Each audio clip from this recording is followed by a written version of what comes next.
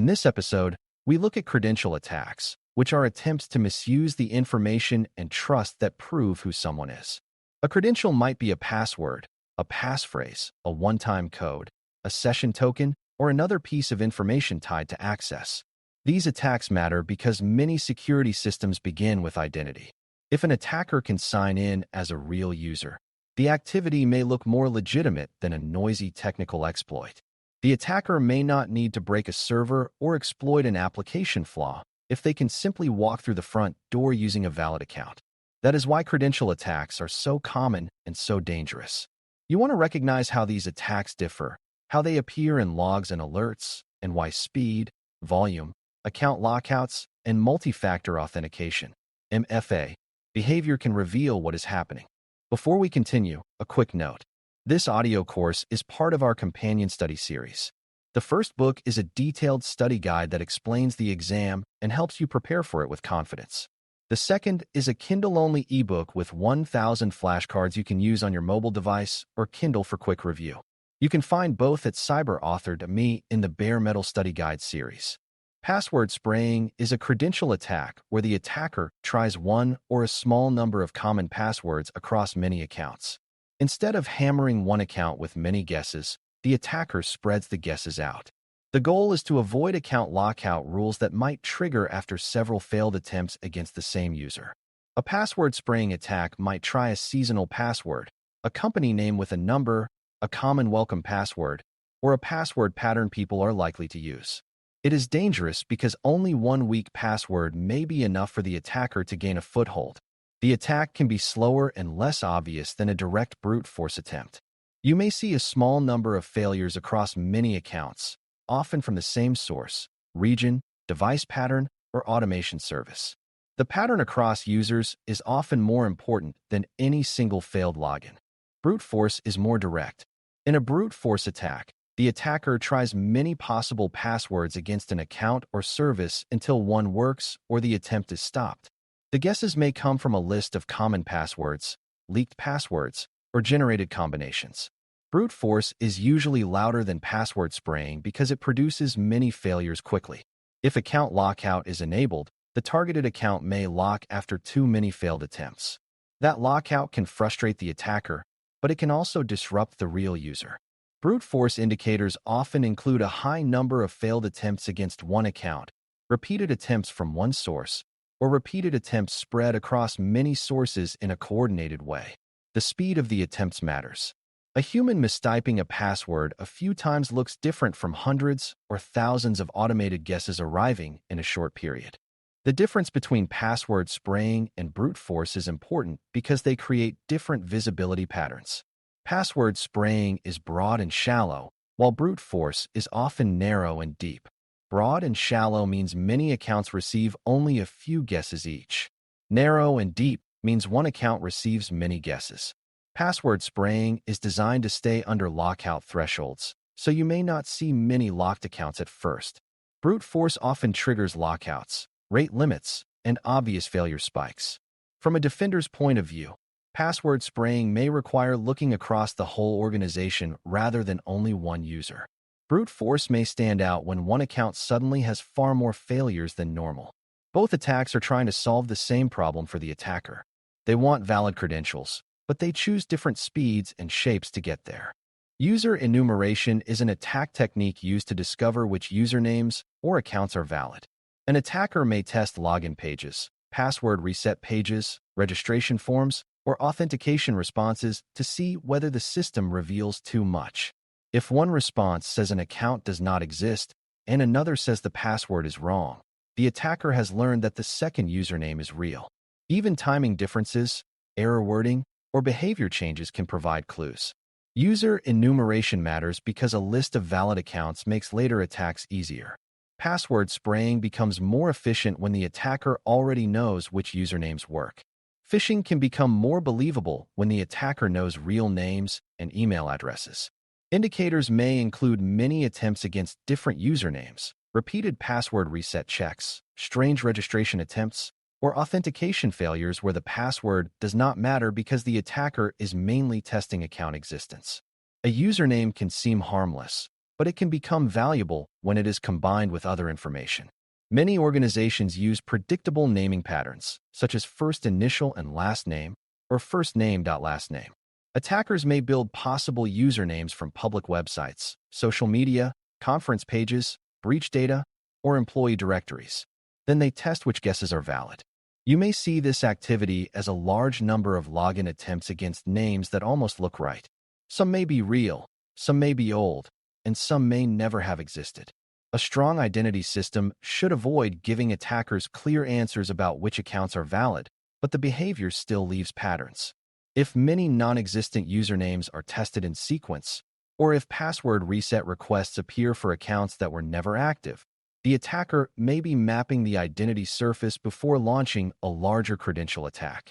Replay attacks can also involve credentials, but the idea is different from guessing a password. In a replay attack, an attacker captures something that was valid and tries to reuse it. That something might be an authentication message, a session token, a one-time code used too late in the process, or another proof that the system accepts as evidence of identity. The attacker is not necessarily trying to learn the password. They are trying to reuse trust that already existed. This can be especially dangerous when the reused item is accepted without enough freshness checks, expiration, or binding to a specific device or session. Indicators may include the same authentication material appearing more than once, a session continuing from an unexpected location, a repeated request that should have been single-use, or account activity that resumes without a normal sign-in pattern. Replay is about copying access rather than guessing it. Credential replay is common when attackers use passwords exposed in breaches from other services.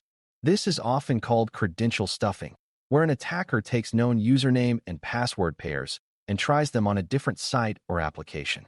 The attacker knows many people reuse passwords, so a password stolen from one service may unlock another. This can look different from pure brute force because the attacker is not trying random guesses. They are testing real credential pairs from previous compromises. The success rate may be low, but the volume can be high. Detection patterns may include many login attempts across many accounts, attempts from automation infrastructure, unusual user agents, and successful logins for users who had no recent activity. The account lockout behavior can vary. If each account is tried only once or twice, lockouts may not occur, even though the campaign is large and dangerous. MFA bypass is a set of techniques attackers use to get around the extra verification step that should protect an account after the password. MFA is valuable because a stolen password alone should not be enough. The attacker needs another factor, such as a code, approval, hardware key, device, or biometric check. Bypass attempts happen when attackers trick the user, steal a token, intercept a code, exploit weak recovery processes, or abuse a trusted session. One common pattern is push fatigue, where the attacker repeatedly triggers approval prompts and hopes the user eventually taps approve just to make the interruption stop. Another pattern is a fake sign-in page that collects both the password and the one-time code. Indicators may include repeated MFA prompts, approvals from unfamiliar locations, successful sign-ins right after phishing activity, or changes to authentication methods shortly after account access. MFA bypass can also involve social engineering against help desks or account recovery processes. An attacker may claim to have lost a phone, changed devices, or been locked out at a critical moment. If the recovery process is weak, the attacker may convince someone to reset MFA, add a new factor, or approve access without enough identity proof.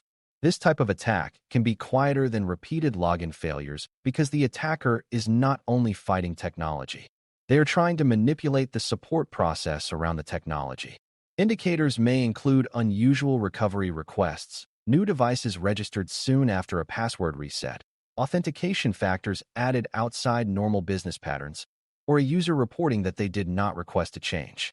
MFA is strongest when the surrounding processes are strong too. A secure factor can be weakened by a careless exception. Speed is one of the first clues that helps separate credential attack types. A brute force attack may be fast because the attacker is testing many guesses quickly. Password spraying is usually slower because the attacker wants to avoid lockouts and attention. Credential stuffing can be fast at the campaign level, but may touch each account only a small number of times. User enumeration may appear as steady probing rather than direct password guessing. Replay may appear suddenly, because the attacker already has something usable and is trying to make it work before it expires. MFA bypass may be tied to the timing of a phishing page, a user approval, or a recovery request. When you look at authentication activity, do not only ask whether a login failed or succeeded. Ask how fast the attempts happened, how widely they spread, and whether the timing fits normal human behavior. Visibility also differs across these attacks. Brute force is often obvious because failures pile up against one account or service. Password spraying can be harder to notice because each user may only have one or two failures. User enumeration may appear as strange account lookup behavior rather than normal sign-in attempts.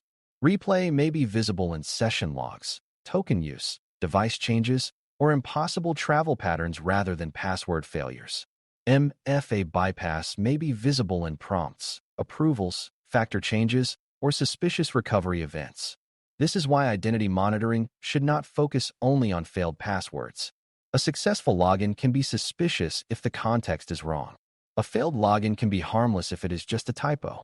The pattern becomes clearer when you connect account, device, location, time, application, MFA status, and what happened after authentication. Account lockout behavior can tell you a lot about what the attacker is trying to avoid or trigger. In brute force, lockouts are common because many guesses hit the same account. In password spraying, the attacker often stays below the lockout threshold by spreading attempts across many accounts.